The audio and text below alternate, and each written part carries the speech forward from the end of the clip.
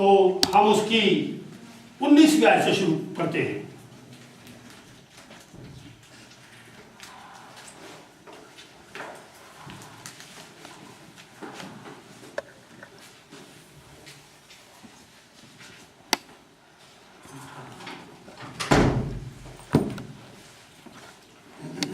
हाँ जी,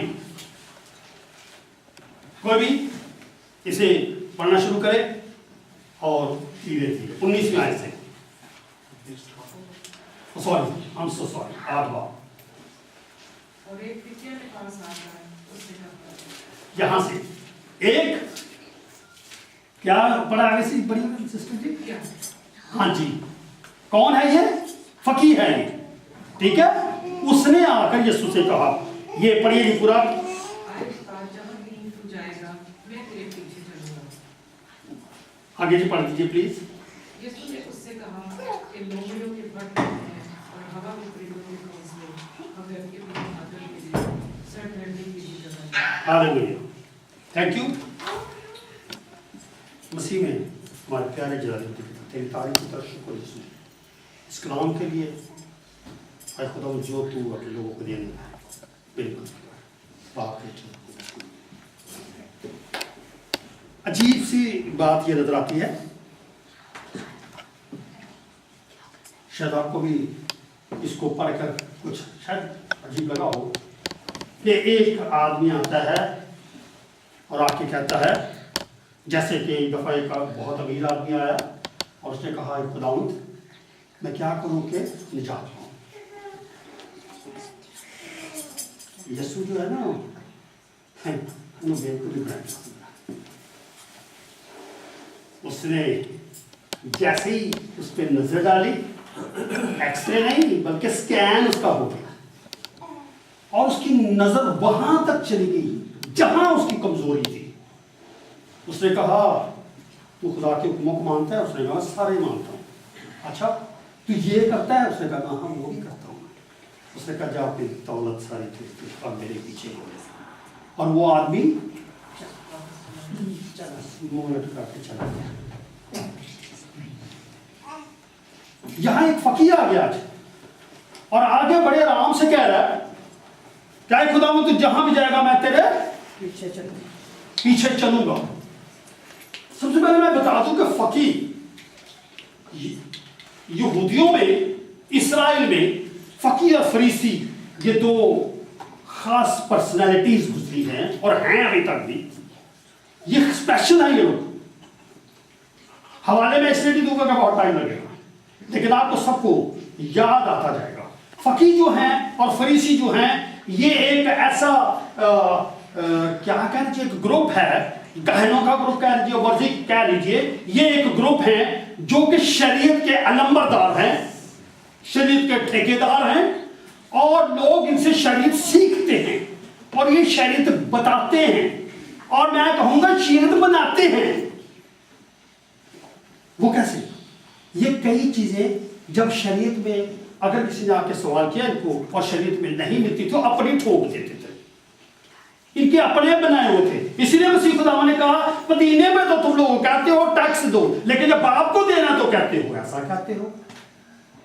बहुत सी चीजें ये फकीर फरीसी अपनी तरफ से बना देते थे, यानी ये समझते थे, और ये इनके बड़े पावर थे इनके पास, यानी जजेस और बड़ी बड़ी सीटों पर ही बैठे हुए थे, हुकूमत में बड़ी इनका हाथ पड़ता था, और ये एक मामूली आदमी लोग नहीं होते थे। और फकीर और फरीसियों में से जो फकीर लोग होते थे वो स्पेशल होते थे, उनका खास हाथ सियासत में और हुकूमत में होता था। फरीसी जो थे उनसे थोड़े से कम होते थे, लेकिन दोनों की एक ही एम हमेशा होता था, हुकूमत में हर चीज में लोगों की मुखालफत करने में और फतवा लगाने में। ये दोनों एक दूसरे का बड़ा साथ देते थे और ये साथ चलते थे क्योंकि इनको एक दूसरे की जरूरत पड़ती थी। यानी ये कहने का मतलब है कि ये समझते थे शरीयत हमारे अंदर से निकलती है। ये यीशु को नहीं मानते थे।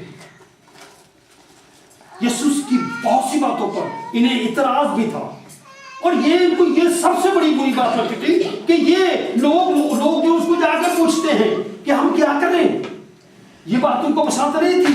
वो ये चाहते थे कि लोग उनसे आके, क्योंकि पहले पूछते थे जाके, यहां तक कि यीशु ने भी कई बातों में कहा, जब उन्होंने कहा कि एक कोड़ी को ठीक किए जाओ, कोड़ी ठीक हो गया, तो उसने कहा जा काहिन को दिखा, जा उनको दिखा, वो लोग तुझे पास करेंगे।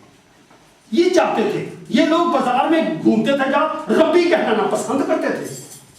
तो मैं फकीरों के बारे में इसलिए बता रहा हूं कि ये इनका एक बड़ी बात थी कि, और वो आज उनमें से एक फकीर जो है वो आके कहता है, क्या उस्ताद, ये भी उस्ताद कहना पसंद करते थे, ये कहते थे जब गुजरते थे लोग इनको उस्ताद कहिए। मैं एक और बात कर दूं कि मैं बोल रहा हूं कि फकीर ऐसे थे, इनमें अच्छे भी थे। वन ऑफ देम याद होगा ना, निकोदेमस, थोड़ी सी चलाकी उसमें भी थी, रात के अंधेरे में आया, दिन के उजाले में नहीं आया, थोड़ी अपनी पर्सनालिटी को कायम रखने के लिए रात के अंधेरे में आके कहता है कि मैं क्या करूं, तू मुझे बता। गब्रिएल भी था जिसके बारे में पौलुस कहता है मैंने गब्रिएल से तालीम हासिल की। अच्छे भी थे, इसलिए ये मत ले लेना भाई बरकत जो है, पास्टर बरकत जो है सारों को गलत कह रहे थे, मेजॉरिटी ज्यादा ये जो है। तो अब ये जो है ये आके क्या कहता है, अब वो देख रहा है और आके ये कहता है कि तू जहां भी चाहे। मैं वो इस बात से हम बड़े कभी भी खुश हो जाते हैं, कोई बड़ा आदमी हमें कहे कि पास जी असी तो बड़े बड़े दिल की, तो हम खुश हो जाते हैं, लेकिन हमें नहीं पता होता वो अंदर से आने वाला क्या होता है। लेकिन हमारा यीशु अंदर तक की उसका स्कैन करता है, और उसे वो क्या जवाब दिया उसने, लोमड़ियों के तो लोमड़ी की मिसाल दी उसने।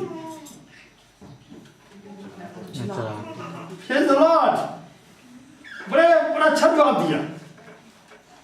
मैं एक बात बता दूं आपको कि आज से 30 साल हो गए, मेरी बेटी हंस रही है, 30 साल से ज्यादा होगी, ठीक है। बिग रोड में एक ही मैसेज हो रहा था, और एक भाई थे, मैं नाम आई डोंट नो से, वो मैसेज दे रहे थे और इत्तेफाक से यही वर्ड था। वो इतना शोर कर रहे थे, क्या बात है, और उसके सामने वो स्पीकर लगा, तो मेरी ये बेटी बहुत छोटी थी, सोचती है अब ये स्पीकर तोड़ेगा और कुछ नहीं इससे बनेगा। बाहर निकल के मेरे बच्चों ने पूछा वो क्या करता रहा इतना, हमें तो कुछ समझ नहीं आई, इसलिए समझाने में कमजोरी थी। और जब आज एक कल की परसों की बात है, जब ये वर्ष मेरे सामने आई, पहले मुझे हंसी आई, तो मैंने कहा खुदावंद आज तो मुझे बता ये क्या है। उस दिन मार्केट में मुझे गाड़ी सुना, हालांकि मैं बाहर निकला था, मेरी बेटी ने गाड़ी में मुझे बैठ के कहती है अब अगर आप वहाँ होते तो क्या करते। मैं नहीं बताऊंगा मैंने क्या कहा था उस वक्त, मैंने शायद जो भी कहा वो शायद ठीक नहीं था, लेकिन आज मैं आपको जो बताने जा रहा हूँ खुदा के प्लान के मुताबिक है। उसने क्या कहा, लोमड़ी। एक दफा और भी उसने यीशु ने लोमड़ी के लिए लफ्ज यूज किया था, जाओ उस लोमड़ी से कह दो, याद आया हेरोदेस बादशाह की जिसने कहा था, जाओ उस लोमड़ी को दे दो, कह दो आज और कल मैं लोगों को, बीमारों को शिफा देता रहूंगा और परसों खुदा के जलाल को पहुंच जाऊंगा। Praise the Lord. क्योंकि वो भी चलाकियां करता था, जहां पर आज यही लफ्ज वो दोहराता है, कहता है लोमड़ियों के भट्ट होते हैं क्योंकि ये चालाक होती हैं और चाह के घरों में रहती हैं, इनके घर नहीं होते, ये घरों गांव में जाके रहती हैं। लोमड़ियों के भट्ट होते हैं, घोंस चिड़ियों के घोंसले होते हैं, लेकिन इब्ने आदम के लिए सर धरने की जगह नहीं है, क्योंकि इब्ने आदम को पाक जगह चाहिए। जमीन लानती हो चुकी है गुनाह के सबब से। आप जानते हैं, कहीं आपने कहीं देखा है कि यीशु कहीं जाकर रात को सोता था? कोई यीशु के घर बाजीगर है? 3.5 साल कहां रहा? लिखा है जैतून के पहाड़ पर जाकर दुआ करता था, जहां से वो गया और वहीं फिर आएगा। लोमड़ियों के भट्ट होते हैं, परिंदों के घोंसले होते हैं इब्ने आदम के लिए। क्यों? कि वो उसके अंदर तक स्टडी कर गया। ये बंदा सियासत चलाकी करना मेरे साथ। लेकिन एकदम पलटा मारिए, अगला वर्ष पढ़िए। ये फकीह है जो कह रहा है, और उसके बाद एक लफ्ज लिखा है बड़ा अच्छा। अगली वर्ष को पढ़िए सिस्टर जी। एक शागिर्द ने कहा, फकीह में, रुकिए सिस्टर जी, फकीह में और शागिर्द में फर्क होता है। फकीह उस्ताद समझते हैं अपने आप को, और बड़ी बड़ी सीटों पर जाकर वो यहाँ, जब अगर यहाँ पे आते हैं तो उन्होंने कोशिश करनी थी कि ये सीट वहां होती है, वहां बैठते वो। शागिर्द कहां बैठते हैं? सामने बैठते हैं। शागिर्द सीखते हैं, ये सिखाते हैं। और ये कौन है जो दोबारा जो बात कर रहा है, वो कौन है? एक शागिर्द आके कहता है, क्योंकि शागिर्द आके वो आके क्या करता है, हालांकि इसकी बड़ी जायज सी बात है, क्या कहता है?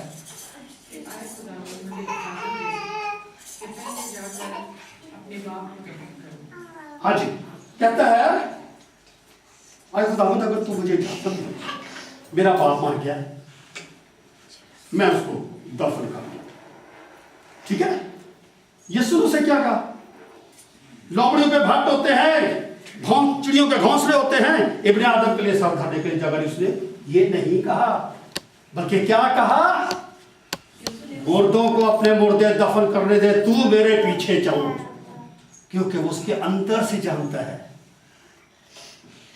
जो मुर्दा हो गया उसको तो मैं 3 दिन के बाद थले जाने वाला हूं। वो जानता था कि वो जो मर गया है उसको तालीम देने की जरूरत नहीं है, जो मैंने मैसेज से पहले इबादत के शुरू में बताया था। यीशु कहां गया? पाताल में, आलम में उतर गया, और वो जानता था तू जाके मैं उठे निपड़ेगा, तू थे मेरे में निपड़, क्योंकि वो जिंदों के लिए आया है। और जो मसीह में जब वो ईमान ले आएंगे वो मरते हैं, मरते नहीं बल्कि सोते हैं। और उसने कहा खुदावंद अगर तू इजाजत दे तो मेरा बाप मर गया, मैं उसको दफना किया जाऊं। उसने कहा मुर्दों को मुर्दे दफन करने दे, तेरे बाप ने मेरा कलाम नहीं सुना, वो मर गया है, उसके साथ मैं बाद में बात करूंगा। उसको मुर्दों को मुर्दे दफन करने दे, क्योंकि उन्होंने खुदा का कलाम नहीं सुना। तू मेरे पीछे चलो, क्योंकि तेरा मेरे पीछे चलना जरूरी है। उसको उसने भगाने की कोशिश नहीं की, टालने की कोशिश नहीं की, क्योंकि वो उसके अंदर की स्टडी कर गया है कि वो सीखना चाहता है, वो तालीम को हासिल करना चाहता है। जकई को उसने दूर से देखा, जकई जो है चल रहा है, उसने देखा वो भी है इसी रास्ते पे आ रहा है, यीशु को आते देखा, वो दरख्त पे चढ़ गया, उसने उसको देखा, और उसको देखते ही उसने कहा, जकई नीचे उतरा, आज मुझे तेरे घर, प्लीज द लॉर्ड, मैं खुश होता हूं सही वर्ड कोट करने का, कलाम का सही वर्ड। कई लोग मेरी की शर्त क्या कहते थे, तेरे घर जाना जरूर है, लेकिन ऐसा लिखा नहीं है। उसी वक्त उसने कह दिया मेरे आज मुझे तेरे घर रहना जरूर है, आज से मैं तेरे घर में रहूंगा। और उसने कहा मुझे तेरे घर रहना जरूर है, हालांकि बाद में कह रहा है आज इस घर में नहीं जाता है। थोड़ा फर्क है ना, यानी बाद में जब उसने कहा क्या खुदावंद मैं अपने आधा माल तो गरीबों को खिला देता हूं, और जिसका मैंने लिया उसका चौगुना अदा करता हूं। जब उसने देखा इसने सब कुछ दौलत माल दौलत इज्जत सब कुछ लुटा दिया मेरी खातर, तो उसने कहा आज इस घर में, लेकिन पहले उसने कह दिया मुझे तेरे घर रहना जरूर है, क्योंकि वो आपकी साथ फेस के साथ मिलाते ही आपके दिल की स्टडी कर लेता है। वो जानता है कि आप किस नीयत से आए हैं, वो इंसान नहीं कि जिसे धोखा दिया जाए। हम जाकर खुदावंद को भी धोखा देने की कोशिश करते हैं, बहुत सी पटन करते हैं, खुदावंद तो यार काम कर दे मैं ये कर दूंगा, हम उसे बहुत सी रिश्वत देते हैं, हम बहुत से बहाने लगते हैं। खुदावंद ऐसा नहीं, ये नहीं था सब। ये एक छोटी सी मिसाल मैं देता हूँ कि एक दफा एक खुदावंद का खादम था, उसके पास रात एक दिन शाम को एक बंदा आया, उसने कहा दरवाजा उसकी जुटी पे हाथ मारा, उसने कहा क्या बात है, क्या दुआ करानी है? उसने कहा दुआ नहीं करानी, मुझे कंबल चाहिए। साधु साहब ने देखा यार कंबल, उसने कहा यार मेरे पास एक ही कंबल है, अच्छा मैं दुआ करता हूँ, अगर खुदा ने कहा ग्यारह दिन लाके उसने दुआ की। उसने कहा आए खुदावन बाहर एक आदमी आया, वो कंबल मांग रहा है, मैं क्या करूँ? उसने खुदा ने कहते दे। उसने कहा खुदा ये क्या खुदा को समझ दे? उसने कहा दोबारा दोबारा आए खुदावन, बाहर एक बंदा आया, वो कंबल मांग रहा है, मेरे पास एक ही कंबल है। खुदावन ने फिर आवाज आई, तू दे दे। फिर खुदावन कुछ समझ नहीं, फिर कर गया खुदावन, बाहर एक बंदा आया, वो कंबल मांग रहा है, एक ही कंबल है, रात को ठंड होती है। उसने कहा दे दे। साधु साहब बड़े परेशान हुए, बड़े बेदिल हुए, जाके कंबल दे दिया। रात होने से पहले, सोने से पहले नौखुआर एक बंद नया कंबल उसके लिए। हम कभी कभी खुदावन को गाइड करने की कोशिश करते हैं, बहुत से तरीकों से समझाने की कोशिश करते हैं, लेकिन खुदावंद आपकी आंखों को देखकर आपके दिल का अंदाजा कर देता है। आज ही मैं देख रहा था, किसी ने इंटरनेट पर डाला हुआ था कि खुदावंद दरवाजे पे खड़ा करके डाला है, वो बाहर से अंदर झांक रहा होता है, हाँ भाई ये अंदर ही है, पर दरवाजा नहीं खोलने दिया। वो फिर नॉक करता है, शायद इसकी आवाज वहां तक पहुंच जाए। इसी तरह उसने उस शागिर्द की स्टडी कर ली और उसने कहा मुर्दों को अपने मुर्दे, यही लफ्ज लिखा है, अपने लिखा हुआ आगे बीच में, मुर्दों को अपने मुर्दे दफन कर दे, तू मेरे पीछे हो ले, क्योंकि तेरी जिंदगी की बहुत जरूरत है। वो 99 को छोड़कर एक के पीछे जाता है, 99 को छोड़कर एक के पीछे जाता है ताकि उसकी जान बच जाए। हालांकि क्या फकीर की जरूरत नहीं थी? सवाल यहां पे एक उठता है, क्या वो ये नहीं सोच सकता कि फकीर भी चलो अगर ये बच जाता तो अच्छी बात है, लेकिन ऐसा हो नहीं सकता क्योंकि वो जानता है कि इसकी तौबा तक नौबत पहुंच नहीं रही। एक दफा पतरस के पास एक आदमी आया, बहुत सी दौलतें क्या है, और कहने लगा कि तू हमें भी ऐसी ब्लेसिंग दे दे कि हम उन लोगों पे हाथ रखें, लोगों को हीलिंग हो जाए, लोगों को शिफा मिल जाए। उसने कहा तेरी दौलत तेरे साथ राहत हो, ये चीजें पैसों से नहीं खरीदी जाती, ये खुदा के साथ वक्त गुजारने के साथ मिलती है। वो जानता था ये फकीर ये क्यों आया है मेरे पास, क्योंकि उसके गिर्द हजूम रहता था, उसके गिर्द लोग घूमते रहते थे, जो वो लोगों को रोटी की जरूरत होती थी वो रोटी खिला देता था, किसी चीज की जरूरत पड़ती थी, कोड़ी आ गया तो हीलिंग होगी उसकी। एक जन्म का अंधा है जो कि बेचारा पैसे मांग मांग के गुजारा करता है, उसकी आंखें खोल दी उसने। वो जानता है यहां से हर चीज अवेलेबल है, और फकीर जो है वो अपने ही मकसद के लिए वहां आया। खुदावंद को ये बात पसंद नहीं है। अगर हमने कुछ करना है तो खुदावंद के लिए करना है, और आप खुदावंद के लिए कीजिए, खुदावंद आपके लिए करेगा। हम जब तक खुदावंद के लिए काम नहीं करते, खुदावंद हमें वो सपोर्ट नहीं देता। अगर हम चाहते हैं कि हम अपनी जिंदगी खुदावंद के साथ गुजारें, खुदावंद के साथ वक्त को गुजारें, तो खुदावंद आपको वो तमाम बरकतें देगा।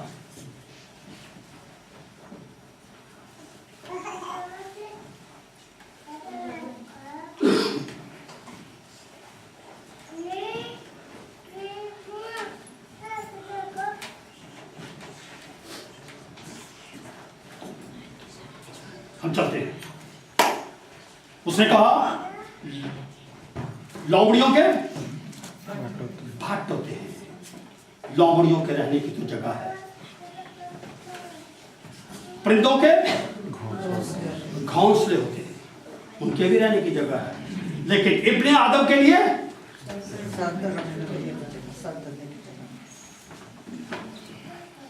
थोड़ा सा लंबा हो गया प्रोग्राम,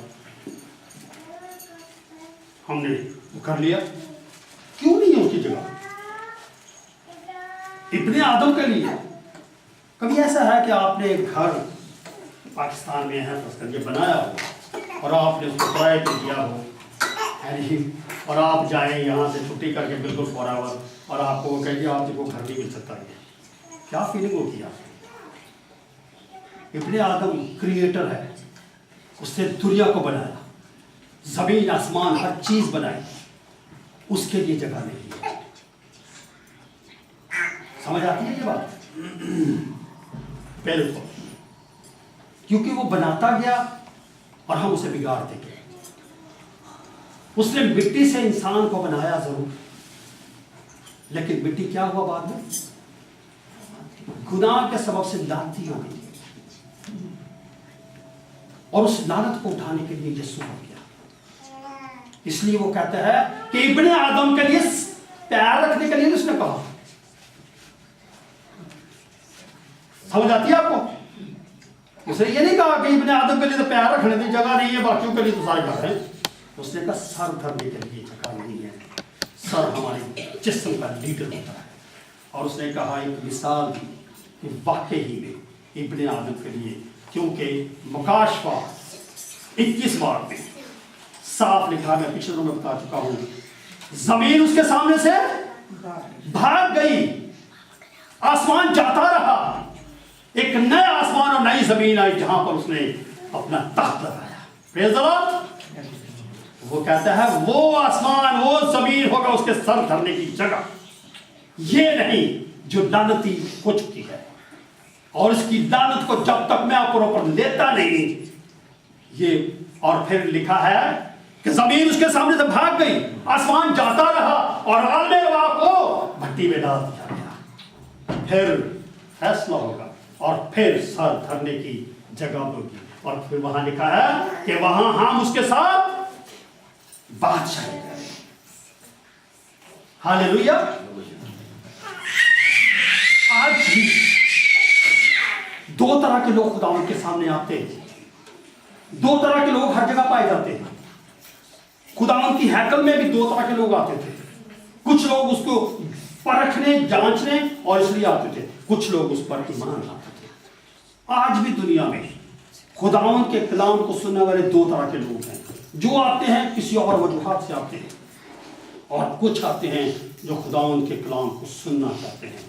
वो कहता है मेरी भेड़ें मेरी आवाज को पहचानती हैं।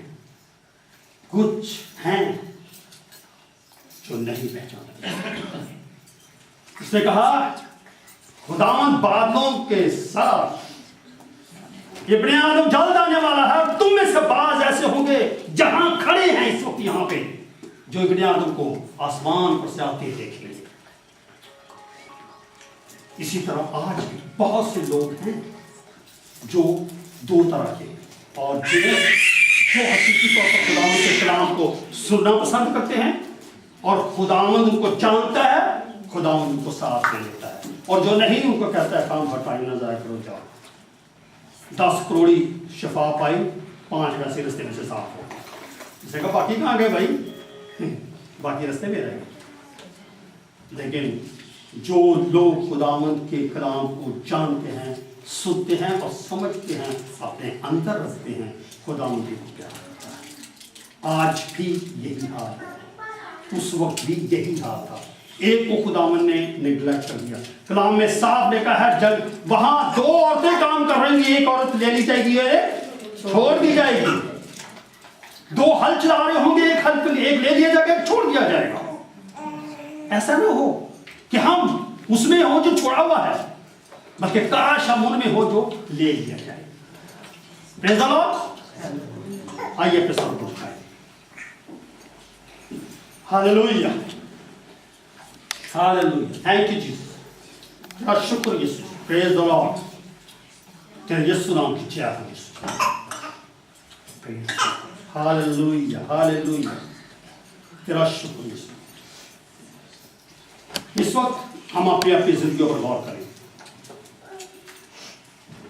क्या हम उस फकीर फरीसी की तरह बड़े बड़े ओहदे, बड़ी बड़ी सीटें, बड़ी बड़ी कुर्सियां और अपने आप को रब्बी कहलाना पसंद करते हैं, या हम अपने आप को शागिर्द, सीखने वाला, खुदावंद का शागिर्द कहलवाना और उसके मुताबिक अपने आप को बनाना चाहते हैं? खुदावंद को पसंद है कि हम उसके हजूर में आए, लेकिन फरोख्ती के साथ। खुदावंद आज भी हमें छोड़ना नहीं चाहता, लेकिन अगर वो छोड़ता है तो हमारे ही खताओं के सबब से हमें छोड़ता। उसने कहा तुम जब भी किसी आजमाइश में पड़ते हो तो अपनी ही आजमाइश की आजमाए हुए में फंस जाते हो। हमें उससे निकलने की जरूरत है। Hallelujah hallelujah, thank you Jesus. यीशु जी तेरा शुक्र अदा करता हूँ इन लोगों के लिए जो इस वक्त यहाँ मौजूद है। बाबस्वानी एक एक जान के लिए, एक एक रूह के लिए है तो बरकत मांगता हूँ और मैं तो दरखास्त करता हूँ बाबस्वानी आज के कलाम के वसीले से जितने लोगों ने आए खुदावन तुझे शख्सी तौर पर आए खुदावन तुझे अपना उस्ताद मान लिया है और तेरे कलाम को अपने दिल में बसा लिया है ताकि तेरे खिलाफ गुनाह न करें, तुझसे बरकत पाए, उनको बरकत दे और जो सख्त दिल है उनके दिलों को तोड़ और अपने जलाल के लिए तैयार कर। बाप बेटे और रूह कुदस के नाम आमीन। इस वक्त हम सबसे पहले तो मैं सदस्य सब हैं